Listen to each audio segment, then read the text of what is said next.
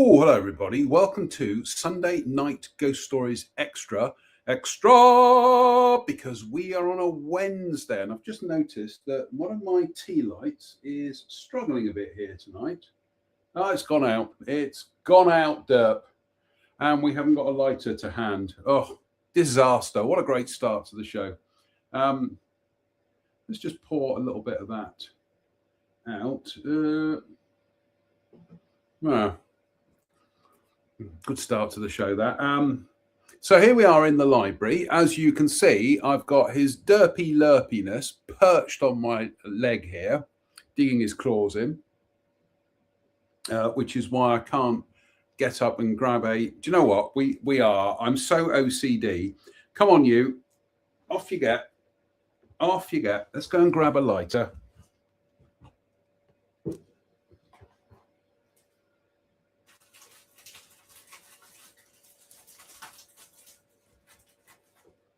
What did you do on Wednesday night? I tuned in to watch Sunday Night Ghost Stories Extra, and instead he was too busy faffing around with his blessed candles. So let's see if we can get this one back to life again.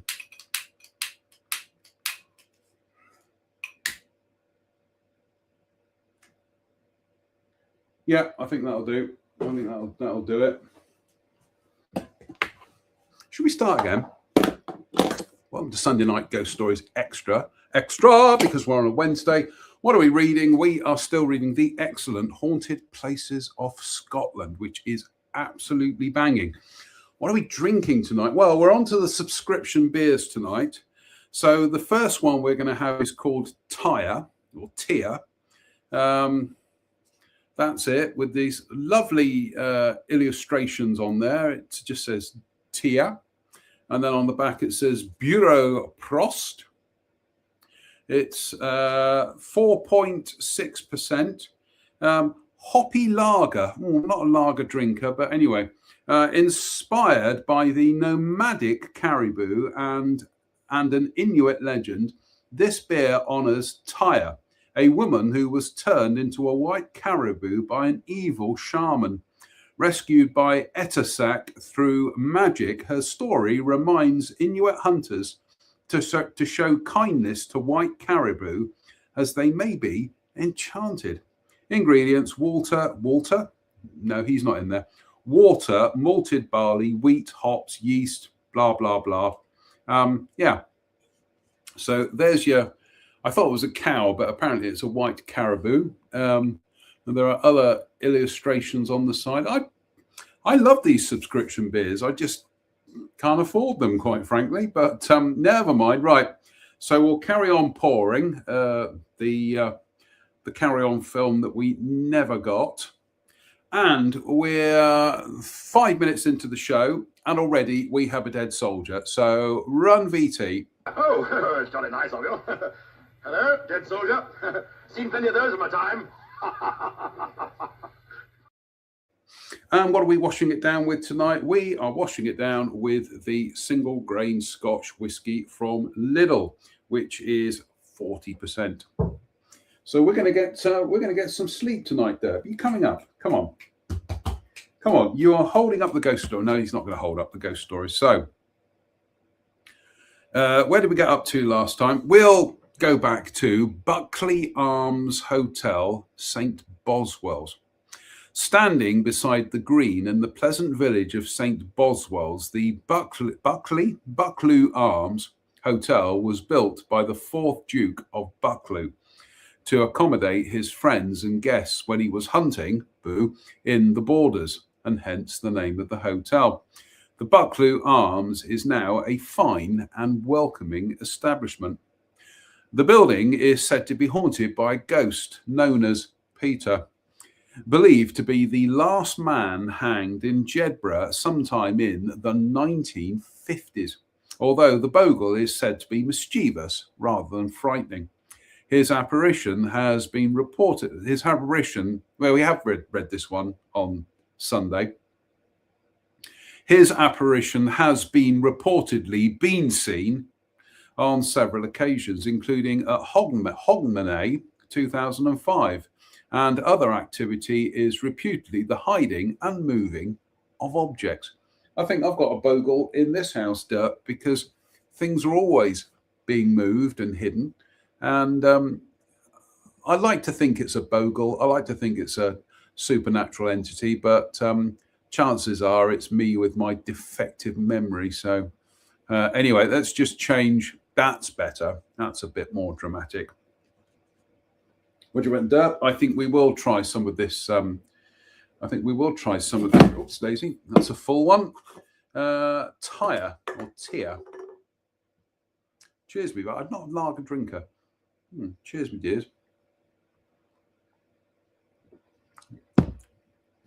But I could be, because that's very, very sweet. Come on up. Come on. Come on. You are holding the show up with your grandstanding antics. What did you do on Wednesday night? I tuned in to watch ghost stories, but I watched a confused man from Dudley with holes in his head try and convince his cat to jump up on the chaise long here. Come on. Up you come. You coming up, or are you just going to sit there and sulk? Buchanan Castle.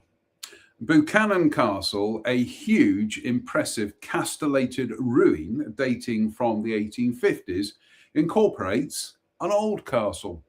As the name suggests, it was held by the Buchanans, but the property passed to the Grahams of Montrose in 1682. The property was finally sold in 1925, and the building was used as a hotel and then as a military hospital. That should be a then. And then as a military hospital during World War II. Rudolf Hess, Hitler's deputy, was treated here after flying to Scotland in 1941. The building was unroofed in the 1950s to avoid paying taxes and is a consolidated ruin.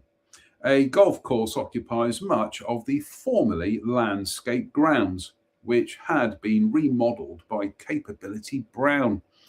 Buchanan is reputed to be haunted. Manifestations are said to consist of an unexplained gasping sound heard during summer nights. Paul's best Kenneth Williams face. We heard this unexplained gasping sound. I think I can explain it, but come on, you coming up.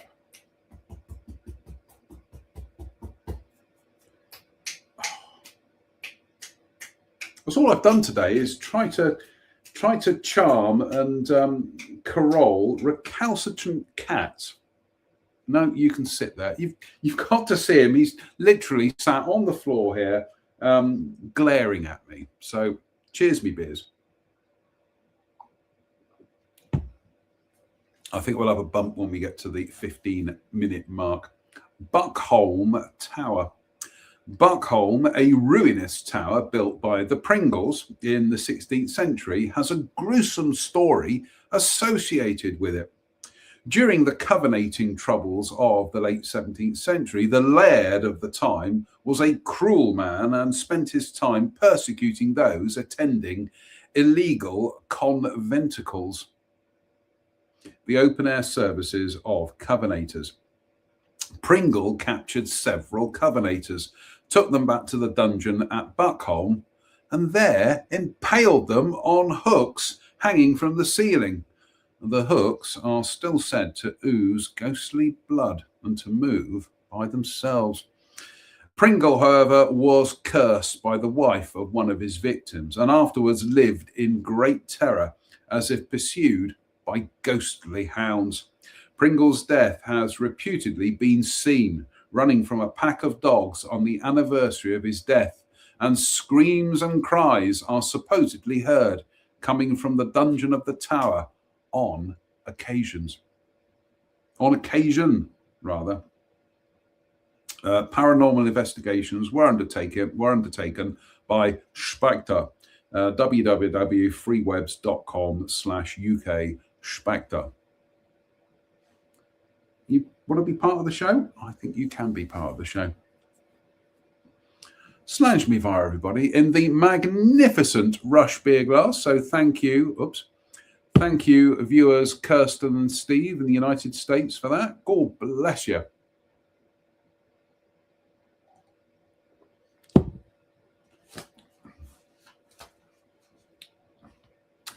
Buckland Glen. The Glen is said to be haunted by a headless white lady witnessed near a bridge over the Buckland Burn. The story goes that the woman was murdered by robbers in the Glen and that her ghost then returned, possibly to sometimes help those travellers in the area avoid a similar fate to her own. Bucks Head Hotel, Strathaven.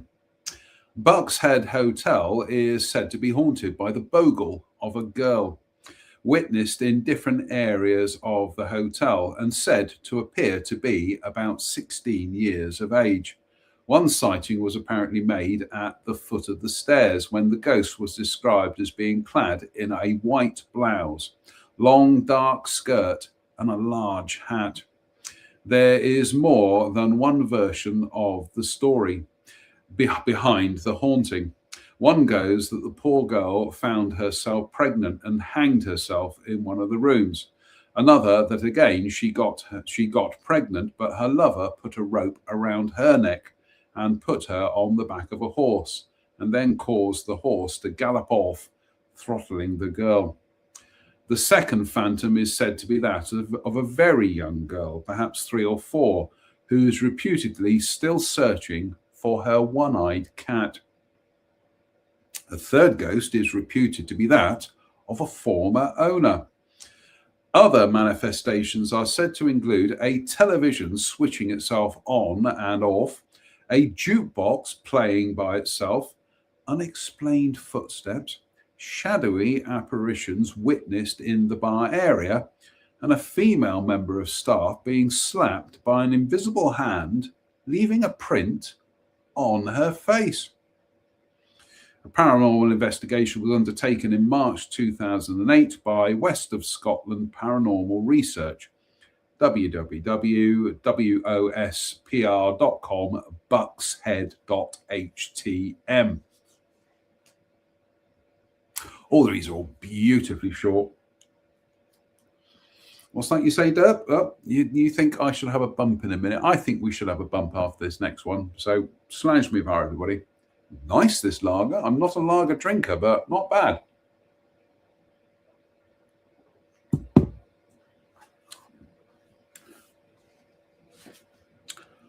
Bunchrew House, or Bunchrew House. Standing in 20 acres of landscape grounds on the banks of the Bewley Firth, Bunchrew.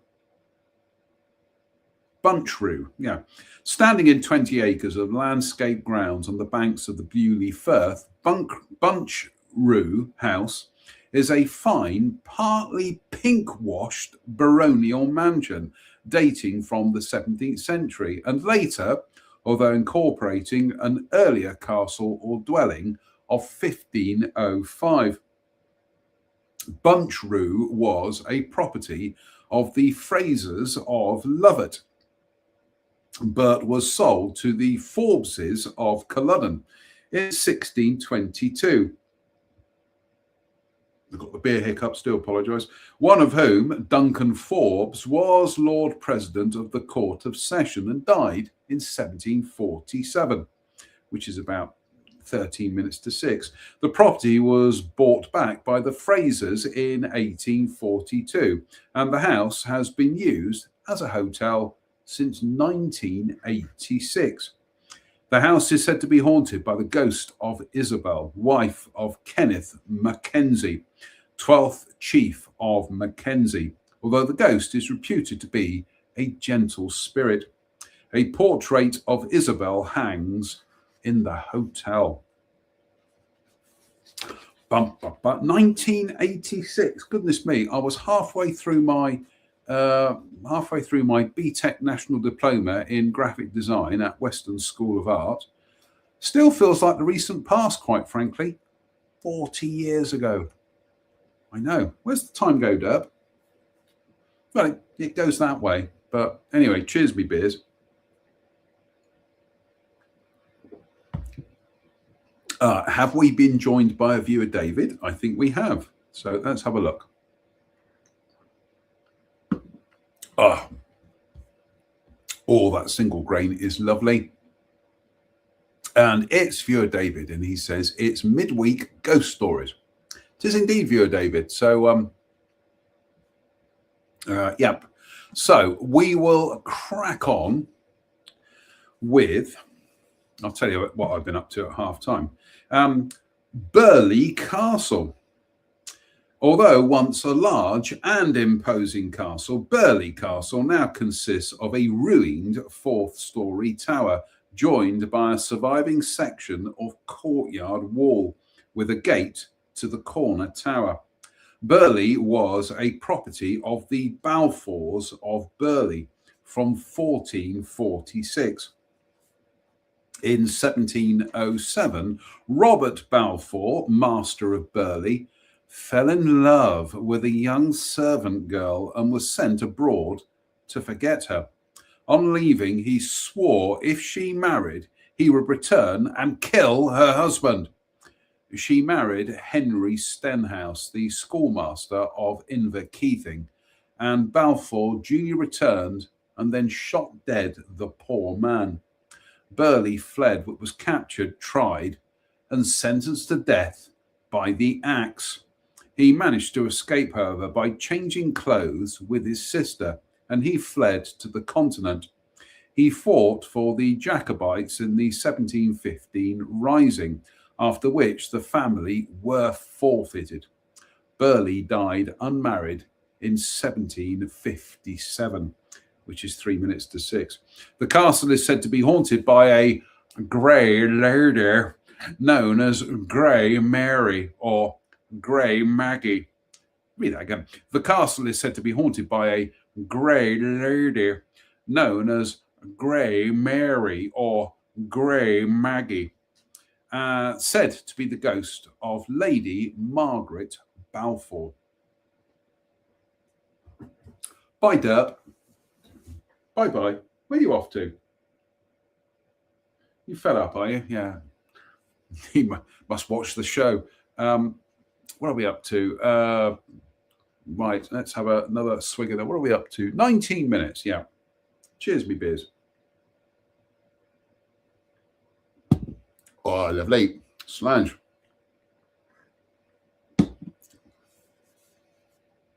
Burnett's Arms Hotel, Kemnay. The Burnett Arms, built in the late 19th century, and formerly the Station Hotel, although the railway is long gone, is an atmospheric and comfortable hotel.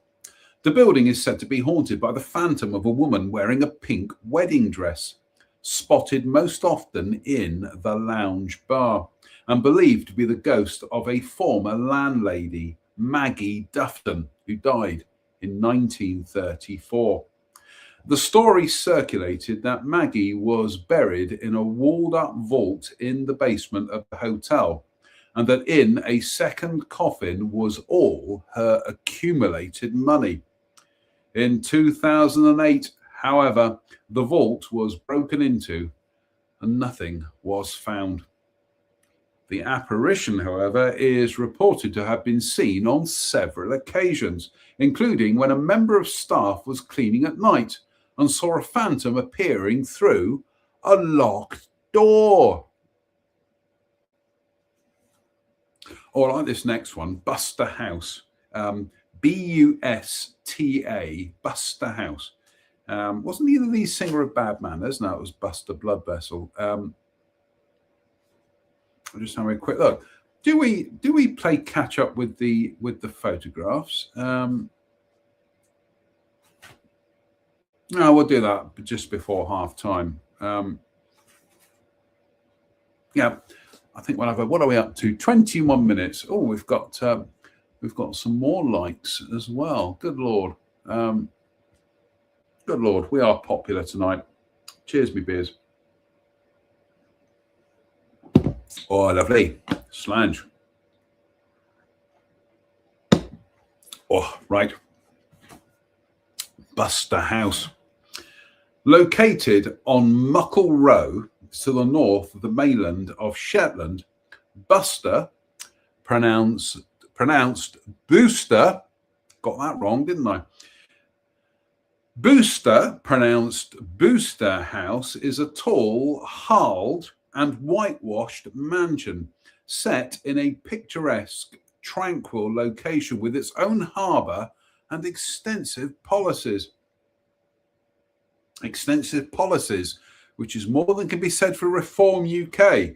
Eh, boys and girls? Anyway, the house is believed to date from 1588, or 1588, or the future if you are a Reform follower, but was remodelled and added to in 1714, and then again in 1984. It is now a comfortable and widely acclaimed hotel. Booster was a property of the Giffords of Booster, who held much property on Shetland. They were descended from a Scots minister and made their fortune as merchants and fish exporters. In 1714, Thomas Gifford married Elizabeth Mitchell, and they extended the house at this time. Gifford was wealthy and prominent in Shetland and was made steward deputy as well as chamberlain. But tragedy was to follow. Gifford had 4 sons, but on 14th of May 1748 they were all tragically drowned in a boating accident on Booster Voe.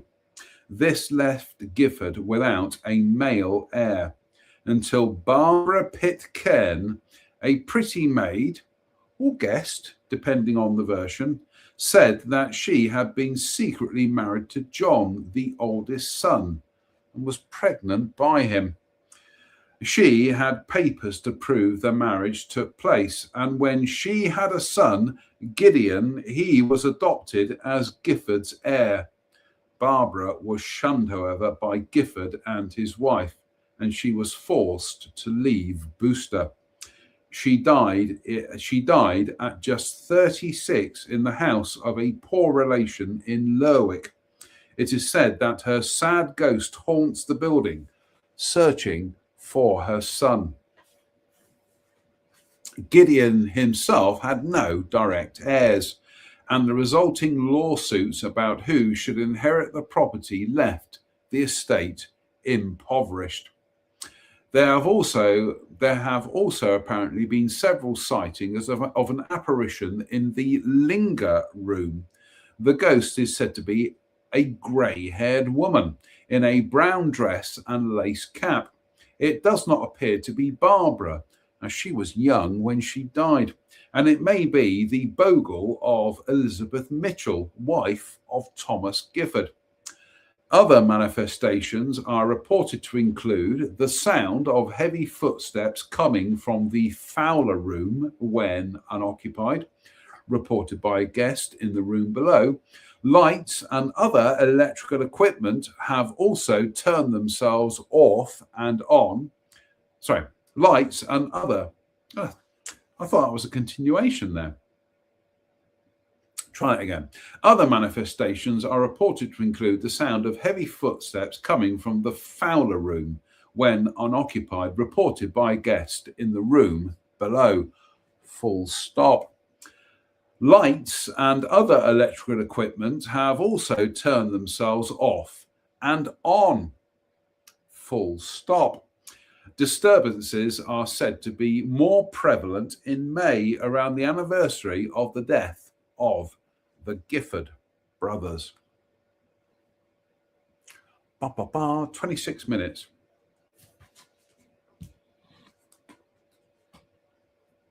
Oh, I don't know where Derp's gone. I've probably gone downstairs to have some Derp biscuits. So,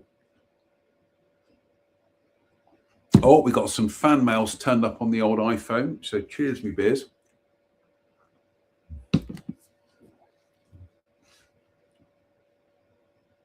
I do apologise. How very rude of me. I'm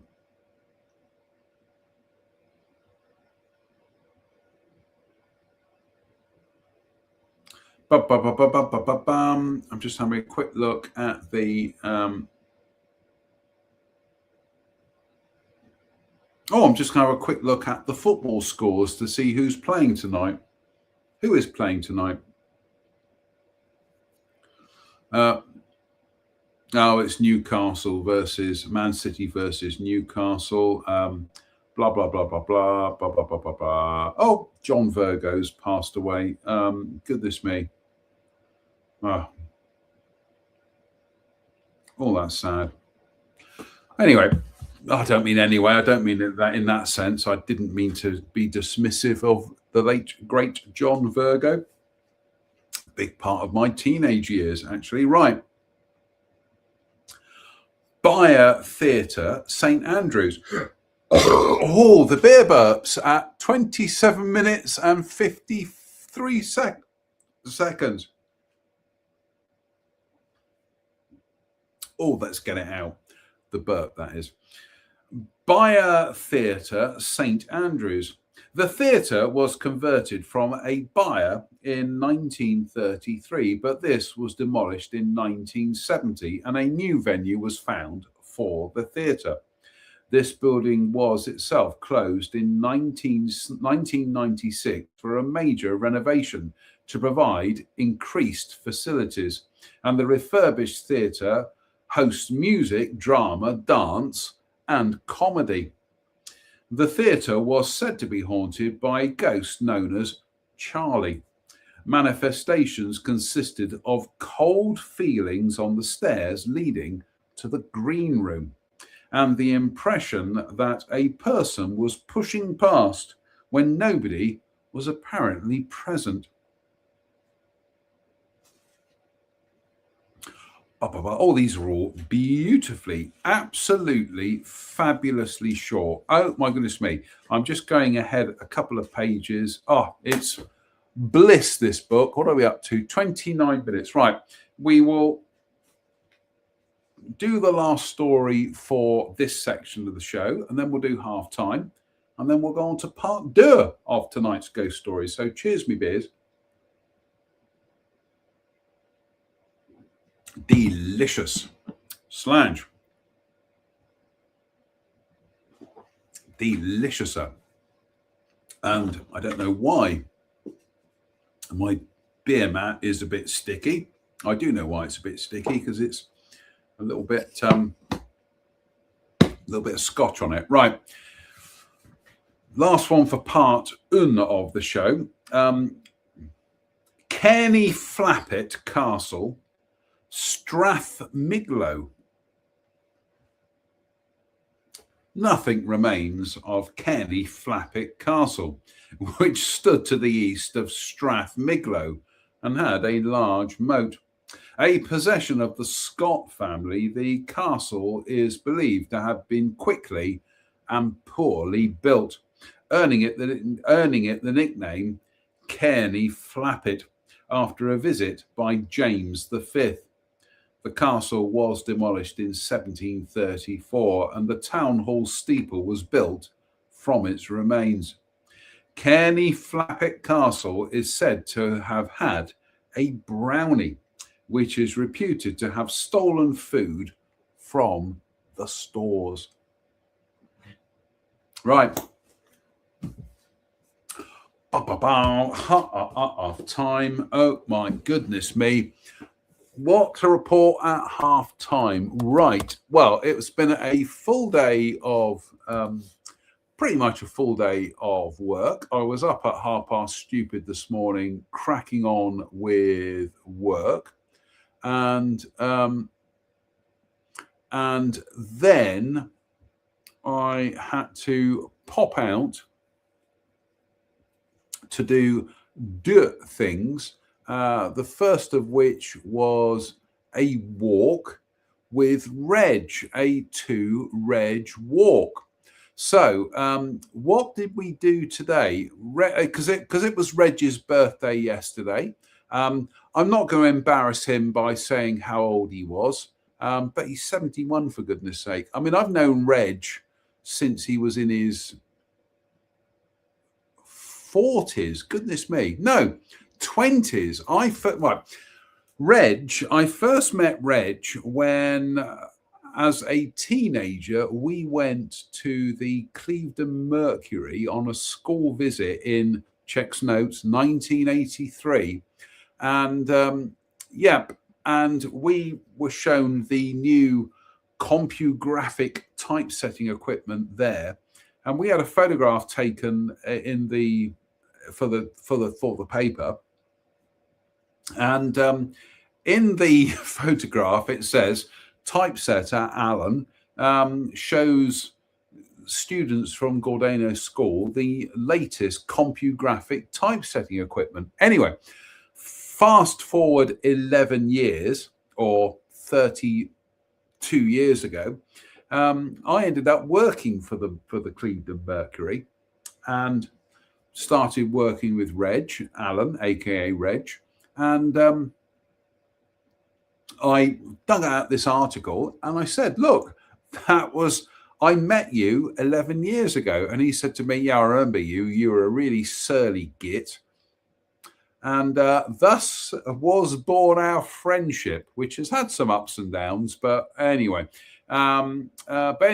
so yesterday, I've known Reg since he was, I'm just trying to think, if he was born in 50, let me just get my sums right here. If he was born in 1955, so 65, 75, 85. So when I first met him, he was 27. Because when we were working at the Merc, I remember when it was his 40th birthday. Anyway, that was 30 years ago. So he was 71 yesterday. He's also, in the last year, been treated for Hodgkin's lymphoma, which is horrible. But they've given him after a year of chemotherapy, 6 months rather, of chemotherapy, they've given him the all clear. So fingers crossed. So anyway, there is an end to this story. Don't worry. So today was our 2 Reg walk. So because it was his birthday this week, I said to him, right, you get to choose the venue and I get to stump up for the victuals at half time. So he said, we will do Axbridge to Cheddar on the Strawberry line. So I said, yeah, fine. So that's what we did today. So that's us when we parked up and we're getting ready to do the walk. That was quite interesting. That was in Axbridge, but that was a little path that goes off to the to Cheddar Reservoir. So we said that we will investigate that next time. Talking of Cheddar Reservoir, there we go. There is the map. And we're walking from, there we go, we're on the you are here bit. So we're walking from the middle to the right. That was a chap who was working on this pumping station. And we said, can we take a photograph? And he said, yes, of course you can. So he was lovely. Cheddar Reservoir, which we walked around a couple of weeks ago. So it was there to our right on the walk out to Cheddar. That was a little brook that we saw, which was lovely. Cheddar Reservoir again. And this is the Strawberry line from Axbridge to Cheddar. So this is the old railway line, which is now a mixed path for walkers and cyclists. And that was when we got to, on the outskirts of Cheddar, and that might actually be Cheddar, actually. That was a rushing stream, absolutely brilliant. there we are in the Mousehole Cafe in Cheddar, where we had to go through the menu to find something that Reg would eat. I'll cut him some slack because his taste buds have been hammered by the chemotherapy. I like the fact that it said, sorry, sofas are for humans only. Sorry, Reg. And there we go, Cheddar itself with Excalibur sticking out of the river there in the middle. And there are some wicker, wicker cows in the middle of that island. I love that place, Tweentown. I just love the name of it. That's on the outskirts of Cheddar as you're heading back out towards Axbridge. And that's the path out on Axbridge back to Cheddar, back to Axbridge, with the Mendip Hills in the distance there. And there we are. We finally reached Axbridge on the return leg. And there we go. 5.34 miles of awesome. We actually walked 132 feet elevation, 12,800 steps, over 2 hours of walking, 810 calories, of which I still haven't eaten anything today, so I shall have some supper tonight. But a fabulous walk. So God bless you, Reg. That was a cracker today. But next week, it's my shout. It's my choice of venue, and it's Reg's shout for the victuals. So I don't know where we're going to go next week, but the thing is, if I choose somewhere, Reg has got to go with it. So I'm almost tempted to say, we'll do Brean Down, but he's going to resist that like mad. So what's going to happen next week is, despite the fact that it's my shout, we'll end up going somewhere Reg wants to go. So anyway, the next beer tonight is this one, Beer Me Up Scotty Dark Nebula Porter. Sheep in wolf's clothing. You might notice the slight Star Wars theme to this. And there is a space rocket there, and indeed an astronaut. What's this? What's the volume of alcohol? Has a quick look. Can't find it. Let's just have a quick look.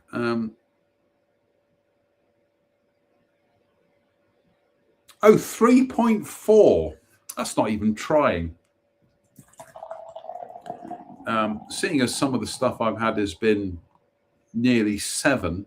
This is looking good though. Right, we've just poured that one out. So we'll read what it says. And it says, Dark Nebula Porter, inclusivity, community, sustainability. Dark Nebula Porter. From the look of it all you can see is darkness. But upon further exploration, you will discover layers of complexity. From the beautiful hops combined with 7 different malts before Belgian yeast is added and fermented in almost unsurvivable temperatures to add even more layers of flavor. The final journey of this gorgeous black beer is aging on bourbon barrels. Who knows what new friends this exploration may bring? I'm liking the sound of this already. It includes hops, Brambling Cross, malts, ale, barley, cara, chocolate, oats, special B. Ingredients: water, barley malts, oats, hops, yeast. Suitable for vegans. So if friend Lucinda is watching, you could drink this, but you're not. So there we go. just pouring this one out very slowly. Right, whilst that's happening, we will get some more of the single malt into us.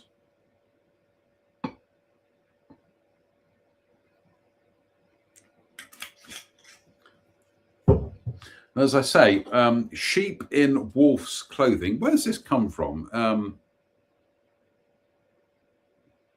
It's an English brewery. Sheep in wolf's clothing brewery, brewed and packaged in the UK, Stirlingshire, Scotland. How perfect! We're doing haunted places of Scotland, and it's a Scottish beer. So look at that. Look. Absolutely fabulous. A show I'm not a big fan of, but what do you know? For the second time tonight, we have got a dead soldier. So run, VT. Oh, it's jolly nice of you. Hello, dead soldier. Seen plenty of those in my time. And we have a new book for the future, inspired by something that I read the other week on one of the previous shows. We went onto eBay and got hold of a copy of this, Ghosts and Legends, or Ghosts and Legends of Lincolnshire and the Fen Country. And what I particularly like about this book is everything is beautifully short. Oh my goodness me. These are all broken down into fabulously short excerpts. Stories. I don't want to use the word stories. You know what I mean? Short narratives. That's the word we're looking for. Short narratives. I can't wait to start reading this, but let's get Haunted Places of Scotland done first. What's on the recipe for tomorrow? Work ofs, because we'll be up at 0:30 in the morning to get on with work. Just having a quick look at the football scores.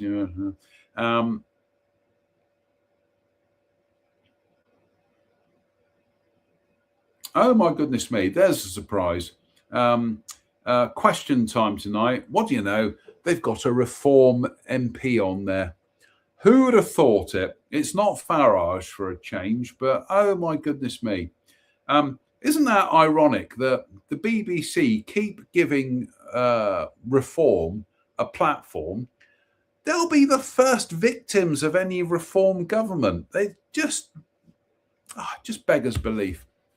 Anyway, people say, "Oh, I tuned in to watch Sunday Night Ghost Stories, and all he did was slag off Reform." Yeah, it's my show. I bloody well will if you don't mind. So anyway, let's crack on, shall we? Right, part 2 of tonight's show. Cairnsmore. Cairnsmore is an attractive, symmetrical mansion rising to 3 stories. The main entrance reached by a flight of stairs. The house dates from the 1740s and was held by the Stuarts of Cairnsmore in 1814. The story goes that at one time the building was haunted by the apparition of a woman in a long grey dress. Oh, the illustrations. So Braemar Castle, page 40, Brodick Castle, page 45, and Brodie Castle, page 46. So there we go. Have we got them? We can see all them? Yeah, jolly good. Right. And then we have mit der Bunch Rue House, page 49, and Booster House, page 50. Booster Blood Vessel. So there we go. Satisfied? Jolly good. And then we have these ones we haven't even got onto yet. Castile Camus, page 54. Cara, page 57. And Castle Coufin, page 60. So we haven't even reached those pages yet. You'll notice my beautiful St. Mary Magdalene Taunton bookmark there. One of my favourite places, that. Right. Let's have a beer and a pump. What are we up to? 46 minutes, yeah. Slange me var, everybody.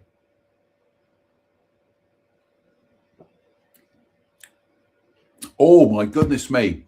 This Beer Me Up Scotty Dark Nebula Porter, they're not kidding about the chocolate element. That is really quite spectacular. Yeah, that really does have, just having a look to see what it said.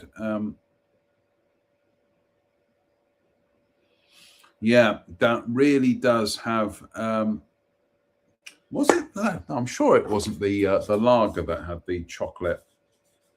I've forgotten where I am now. No, that's not got any chocolate in it. This definitely has got chocolate in it.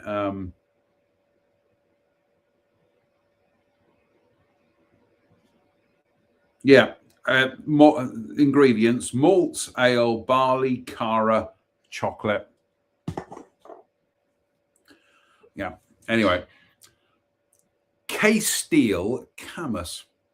Standing in a picturesque location on a steep headland of the Sound of Sleat, Castile Camas is a very ruinous stronghold of the MacLeods and then of the MacDonalds.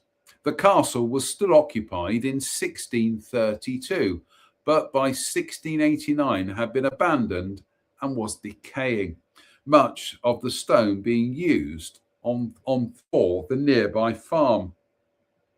The castle has apparently recently been put up for sale. Castile Camas is said to have had a green lady, a Grograk, a spirit who was associated with the fortunes of the families who owned the site. If good news was to come, the Grogak would appear happy. But if there was bad news, she would weep and look sad. The place is also said to have had a Glaistig, who was particularly concerned with looking after cattle. I'm going to explain what those terms mean. So bear with.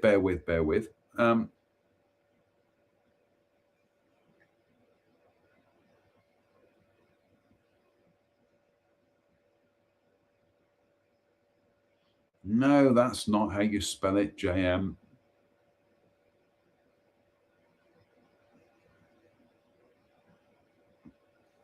The Graugach is a figure from Scottish and Irish Gaelic folklore, often described as a long-haired supernatural spirit, brownie, or fairy that protects cattle or farmsteads. Appearing as a hairy male or female figure, they were traditionally honoured with milk offerings poured into special stones known as Clach na Grogach to ensure prosperity and good fortune. Right. And what was the other one? A Glaistig. We are learning things tonight. A Glaistig. The Glaistig, or Green Maiden, is a complex fairy figure in Scottish folklore, often described as a hybrid creature with the upper body of a woman and the lower body of a goat, usually hidden by a long green dress. Residing near water, castles, or farms, she is known to be both malevolent, but she is known to be both a malevolent, blood-drinking entity and a protective guardian of cattle. Let's have a quick read of that again. So, Green Lady, a Graugach. Sorry, The place is also said to have had a glaistig who was particularly concerned with looking after cattle. Well, there we go. So it's all consistent, folks. What did he do on Wednesday night? I had no idea. I tuned in to watch Ghost Stories, but all he kept banging on about was bloody Graugracks and Glaistigs. So cheers, me beers. Oh, that is a damn fine beer. That is a damn fine dark Nebula Porter. In the magnificent, very topical that, in the dark Nebula Porter being followed up with the magnificent United Federation of Planet Shot Glass, again, courtesy of viewers Kirsten and Steve in the United States. So cheers, me beers. Slange me bar. Oh, lovely.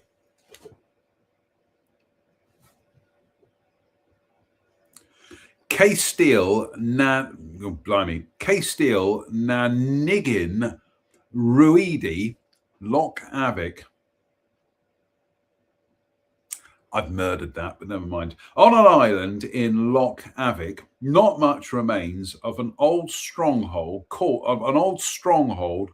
in Gaelic Castile, Nanigin, Rowdy, the castle of the red-haired girl, which dates from the 13th century and was held by the Campbells. The story goes that when the castle had just been completed, a red-haired serving girl found out about a plan to kill the mason who had constructed the building, thereby saving the owner the money spent in its construction. To keep the girl from betraying the plot, she was thrown from the top of the building and was killed. Her angry ghost is said to have then begun to haunt the castle. Oh, this is absolutely banging, this book. All right. What are we up to? 53 minutes. Yeah, we'll bang on and then going to have some supper. So cheers, me beers. Oh, that is seriously nice beer. Slange. Calder House. Calder House is a large and substantial ruinous mansion and was built to replace nearby Ardvrek Castle. Also see that entry. The lands were a property of the MacLeods of Assynt, but passed to the Mackenzies, who built the house in about 1660. The family were said to have held riotous parties and soon became short of money, and the house was plundered and torched in 1737. The Mackenzies were forfeited after supporting the Jacobites, and the house was sold to the Earl of Sutherland. Calder was burnt out by the Macraes in 1760, and the old house was never restored. The ruins are said to be haunted after one of the Mackenzies' wild parties continued from the Saturday well into the morning of the Sabbath. The building is said to have been engulfed in flames, perhaps after being struck by lightning, roasting nearly all those inside. Divine punishment, it was said, for desecrating the Sabbath. Only one man was saved, a piper who refused to play into Sunday morning. The ruins are said to be haunted by the apparition of a woman. The ruins are said to be haunted by the apparition of a woman. There are also reports of eerie lights seen around Calder in the middle of the night, making motorists think that cars are approaching, although they then do not encounter any. I'll read that again.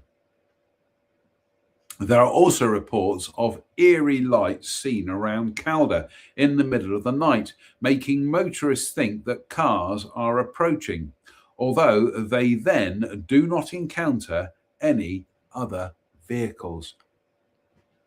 Right, we're just a bit of housekeeping here.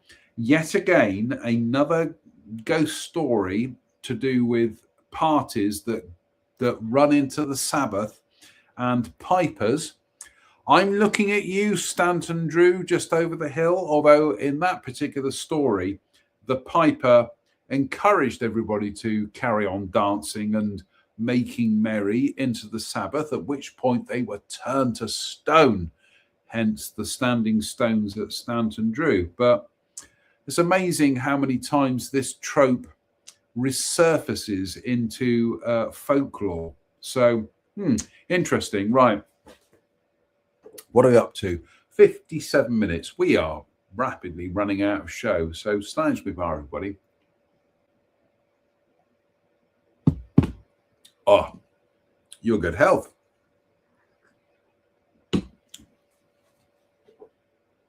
Cali House. Cali House, a grand symmetrical mansion with a porticoed porch, replaced the ancient Cali Castle in 1763. The mansion was built for the Murrays of Cali and was then held by the Murray Stuarts of Broughton. The building was extended in 1835 and later. The building was extended in 1835 and later, and is now a splendid hotel called the Cali Palace Hotel. The building is said to have a green lady, the phantom of a servant or nanny who was murdered by being thrown out of one of the upstairs windows. You might notice there are repeating themes in these stories. Anyway, right. Let's crack on. What are we up to? Oh, goodness me. We are 58 minutes and 30 seconds. So we are rapidly coming towards the end of the show just as well, because I's gert hungry. So slange me, everybody.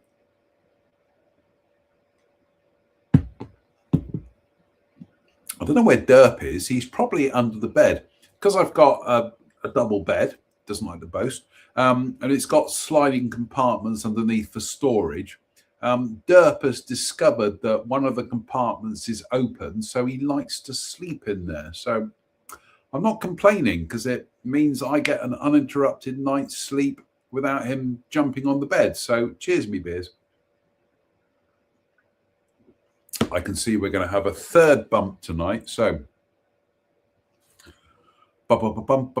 Camera Obscura, Edinburgh.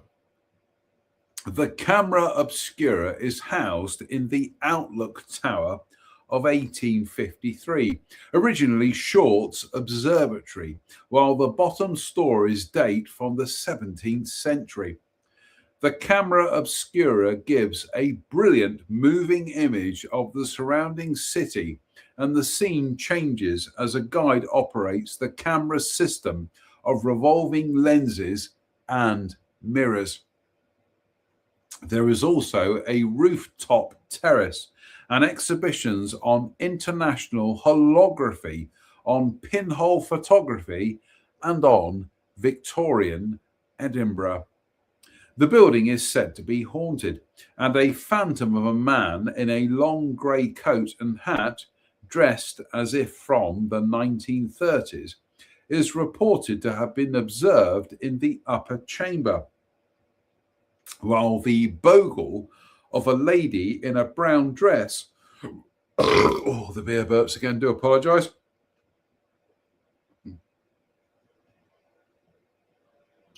Read it again. So I'm trying to get the beer burps out of the way. The building is said to be haunted, and the phantom of a man in a long grey coat and hat, dressed as if from the 1930s, is reported to have been observed in the upper chamber, while the bogle of a lady in a brown dress has been spotted on the second floor. Visitors have also reported an oppressive and foreboding atmosphere in these areas. The sounds of children's whispering and laughing are said to have been heard coming from. The sounds of children whispering and laughing are said to have been heard coming from the third floor. and disembodied footsteps have also been reported emanating from a stair used as a fire escape, although it is unoccupied. A paranormal investigation was undertaken by shocking proofreading here.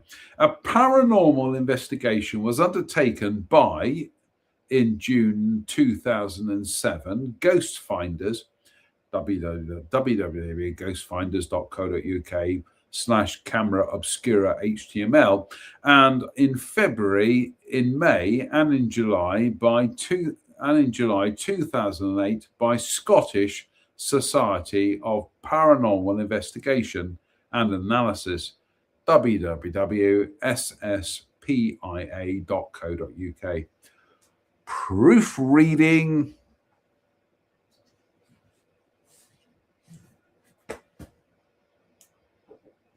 I think this will be the last one for tonight. We're up to 1 hour and 2 minutes.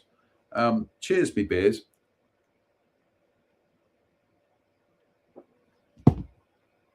Do you know what? We are going to top it up tonight with the last of my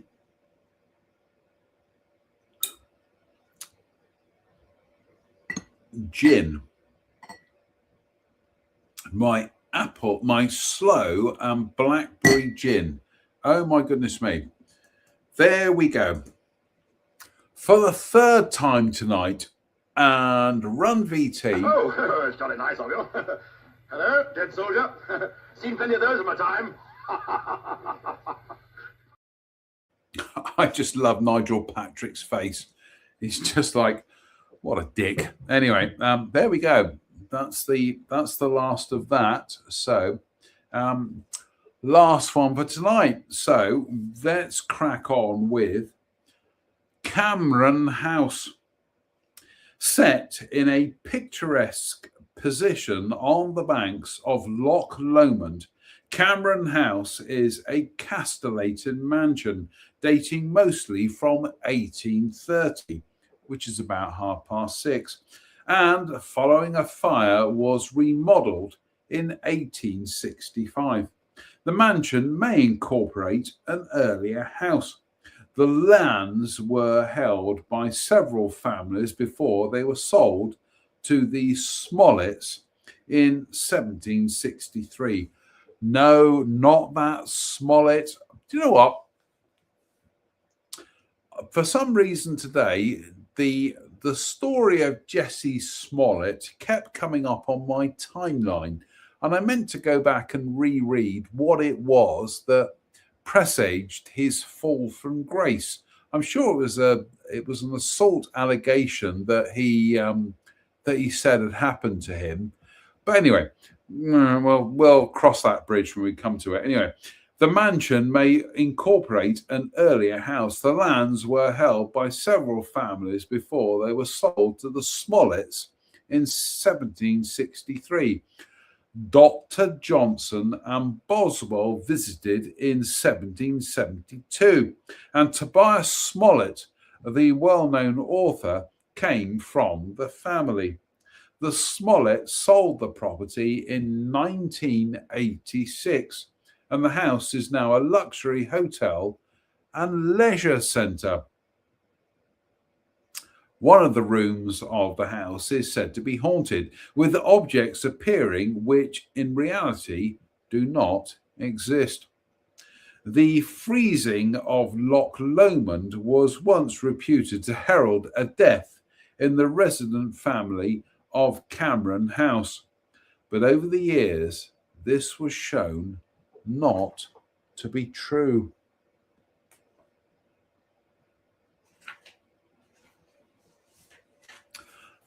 That's it for tonight, folks. Goodness me, we desperately need some food. We're up to 21 minutes and 42 seconds. So cheers, me beers.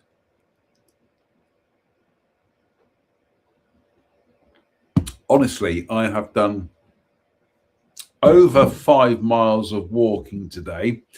What have I eaten today? Pretty much a banana and a lot of imperial mince, and that's it. So as you can imagine, I's girt starving. So slouch me bar, everybody. Oh, delicious. Right. That's your lot for tonight. Fingers crossed. We'll be back for Sunday Night Ghost Stories Extra on a Friday. I have noted that the candle has gone out there. So so hopefully we'll be back for Sunday Night Ghost Stories Extra on a Friday. Fingers crossed. So until the next time, it behoves me to say thank you for watching. Why? Why not? What else are you going to do on a Wednesday night at the beginning of February than watch a confused man from Dudley with holes in his head, drink ghost stories, and read alcohol?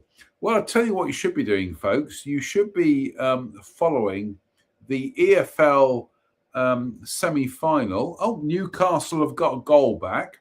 That's going to make a difference. So until the next time, as ever, it behoves me to say thank you for watching.